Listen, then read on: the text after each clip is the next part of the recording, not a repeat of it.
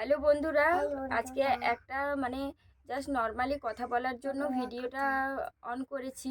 আমাকে অনেকেই বলে যে তুমি ভিডিও মন খারাপ করো না, কান্নাকাটি করো না, সব ঠিক হয়ে যাবে। সত্যি তোমাদের কথার উপর ভরসা করে মানে অনেকটা মনে জোর পাই এবং ভগবানের উপরেই সব ছেড়ে দিয়েছি। কি বলো তো, আজকে ভিডিওটা বানাচ্ছি কারণ হচ্ছে মানে ঐশীর তো ব্লাড অনেক কমে গেছে, তোমরা জানো। আজকে যখন ওর সকালে পালসটা চেক করি তখন ওর মানে হার্টবিট 146, যেখানে 120-র উপরে গেলেই ডক্টর বলেছে ব্লাড দিয়ে দিতে। আর নর্মালি আমাদের 86-87 এরকম থাকলেই মনে হয় যে মানে আমাদের নর্মাল এটাই। কিন্তু ঐশীর এতটা বেড়ে গেছে। পরশু দিনে চেক করেছিলাম নর্মাল ছিল, কালকে চেক করা হয়নি, আজকে যখন চেক করি 146।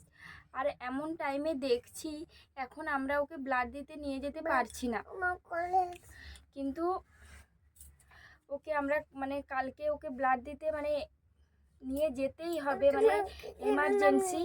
আজকেই যেতে হতো, কিন্তু আজকে এমন একটা পরিস্থিতির মধ্যে আছি, আজকে আমরা যেতে পারছি না, কিন্তু কালকে ঐশীকে ব্লাড দিতে নিয়ে যাব। তো এই কথাগুলো বলার থেকেও যেটা বলতে চাইছি, তোমরা যারা ঐশীকে ভালোবেসে সাপোর্ট করছো তাদেরকে অনেক অনেক ধন্যবাদ। আর তোমাদের সবাইকে মানে হাত জোড় করে আমি বলছি যে আমি সত্যি কথা বলছি, আমি কাউকেই এখন সাপোর্ট করতে পারছি না। যে দু একজনের ভিডিও দেখছি সেটাও মানে যে মন থেকে ভালো করে দেখছি, আগের মতো করে আমি পারছি না। এখন মনটা এতটাই আমার ডিপ্রেসড হয়ে আছে, আমি কাউকে বলে বোঝাতে পারবো না। যারা সন্তানের মা তারা বুঝবে, আর আমার মতো মায়েরা তো ভালো করেই বুঝবে।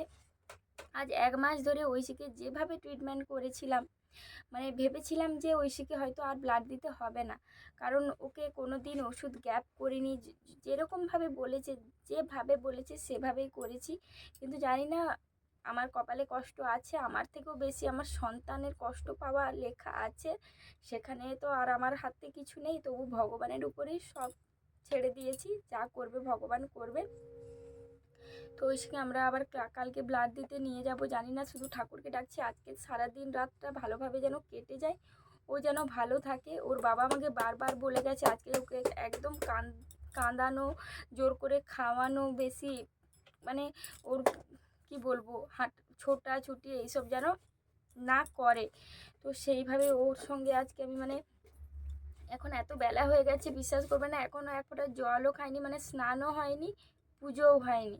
তো ঐশীর আজকে অনেক ওষুধ আছে, যেহেতু সোমবার, তো ওষুধগুলো কমপ্লিট করব, তারপরে আমি সব করব। মানে কিচ্ছু ভালো লাগছে না যে তাড়াতাড়ি সব কিছু করে নেব, আমার মানে শরীরে জোর নেই, মানে আমি যেন উল্টে পড়ে যাব, আমার শরীরটা এইরকম করছে। তো সবাইকে বলছি আমি কাউকে সাপোর্ট করতে পারছি না। এবারে তোমরা যদি ভালোবেসে ঐশীকে দেখতে চাও, ঐশীকে ভালোবাসা দিতে চাও তো দাও।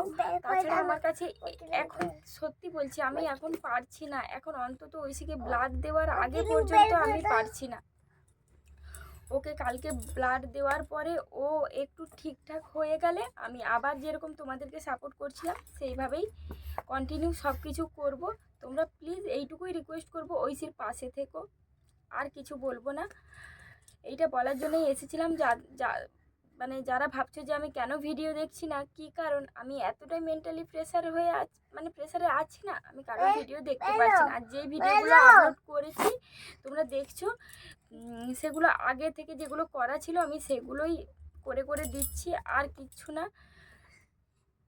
পারছি না, বিশ্বাস করো আমি না প্রচণ্ড দুর্বল হয়ে গেছি মন থেকে। তোমাদেরকে হাত জোড় করে রিকোয়েস্ট করছি, যারা আজকে আমার নতুন ফার্স্ট টাইম ভিডিও দেখছো তাদেরকেও বলছি প্লিজ আমার ছোট্ট মেয়েটার পাশে থাকো, এইটুকুই বলবো, আর কিচ্ছু না। চলো, আর বেশি কিছু বলবো না। সবার পাশে আছি, কিন্তু এখন থাকতে পারছি না, সত্যি থাকতে পারছি না। একটা মায়ের যে মানে